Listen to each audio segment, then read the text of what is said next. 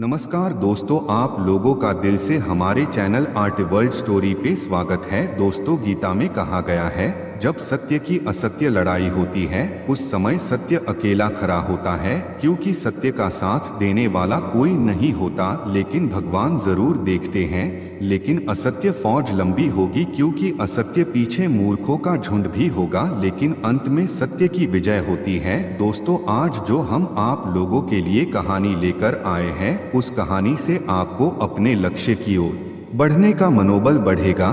तो आइए कहानी के अंत तक बने रहिए। एक गांव में एक गरीब व्यक्ति रहता था।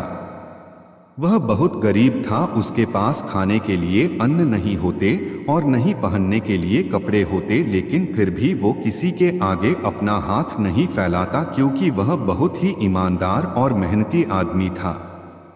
वह अपने छोटे से खेत में काम करता और बहुत ही खुश रहता था। पूरे गांव में किसान की ईमानदारी के बहुत ही चर्चा थे। उसका एक दोस्त था जो उस गांव के राजा के यहाँ सिपाही का काम करता था। वह किसान से उसके घर रोज मिलने जाता था। एक बार राजा ने अपने दरबार में एक ऐलान किया कि उसके बगीचे में काम करने वाला एक अच्छा व्यक्ति चाहिए, जो मेहनती भी और ईमानदार भी और काम करने में फुर्तीबाज भी चाहिए, जो उसके बगीचे के पेड़ पौधों और फूलों का ध्यान रख सके। राजा का यह ऐलान सुनकर किसान के दोस्त सिपाही ने सोचा कि यही मौका है कि किसान से मित्रता निभाने की। मैं उसे यहाँ बगीचे में काम पर लगवा दूंगा। उसका व मेरा साथ भी रहेगा एवं किसान का भला भी हो जाएगा। यह सोचकर उसने राजा से कहा कि महाराज, मैं आपके लिए एक ऐसे आदमी को लेकर आऊंगा जो यह काम अच्छे से कर लेगा। सभी राजा ने उस सिपाही को आदेश दिया कि जाओ, कल से ही बगीचे में काम करने के लिए कह दो। उसी वक्त वह सिपाही अपने दोस्त किसान के पास पहुंच गया और उसने किसान को बगीचे के काम की सारी बात बता दी और किसान ने भी काम करने के लिए खुशी खुशी हाँ कर दिया। अगले ही दिन अपने दोस्त के साथ राजमहल पहुंच गया। सिपाही उसे राजा के सामने लेकर गया और राजा ने उस किसान को बगीचे की पूरी देखभाल का काम सौंप दिया। राजा ने कहा, तुम अगर पूरी ईमानदारी के साथ काम करोगे तो तुम्हें 100 सोने की मुद्राएं हर महीने दूंगा। किसान खुशी खुशी बगीचे में काम करने के लिए हाँ कर देता है और वह उसी वक्त बगीचे में काम करने लगा। किसान बगीचे में बहुत दिल लगाकर काम करता था। कुछ दिन बीत गए। किसान ने बगीचे को बहुत सुंदर व हरा भरा बना दिया। राजा को उसका काम बहुत पसंद आया। एक दिन किसान बगीचे में कुछ खुदाई कर रहा था, तो उसने जमीन के नीचे कुछ महसूस किया। तो उसने खुदाई की तो देखा वहां नीचे एक बड़ी सी संदूक थी। किसान ने वह संदूक बाहर निकाला और खोला तो क्या देखा, वह सोने और चांदी से भरी हुई थी।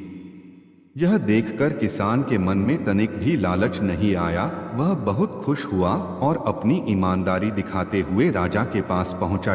राजा किसान की ईमानदारी देखकर बहुत खुश हुआ और उसने कहा, ऐसा व्यक्ति आज के युग में कहाँ मिलता है जिसमें तनिक भी लालच भाव न हो। राजा इस किसान से बहुत खुश हुआ और उसके साथ वहां गया जहां किसान ने खजाना निकाला था।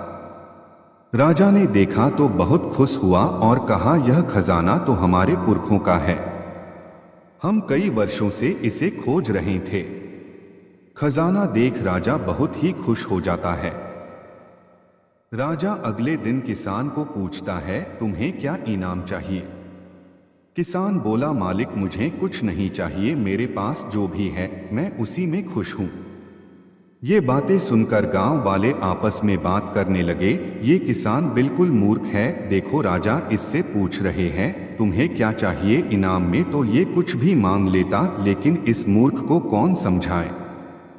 लेकिन राजा उसकी इतनी अच्छी बात सुनकर और खुश हो गया और वो उस सभा के सभी व्यक्तियों से उस किसान की प्रशंसा करने लगा। और सभी गांव वालों को राजा बोले, ईमानदारी का फल हमेशा मीठा होता है, इसलिए हम जीवन में हमेशा अच्छे कर्म करने चाहिए, वो भी बिना किसी स्वार्थ के। भगवान सबकी ईमानदारी और कर्म देखते हैं, फिर राजा ने आदेश दिया, किसान को अपना मंत्री बनाने का फैसला किया। किसान ने राजा की बात मान ली और मंत्री बन गया।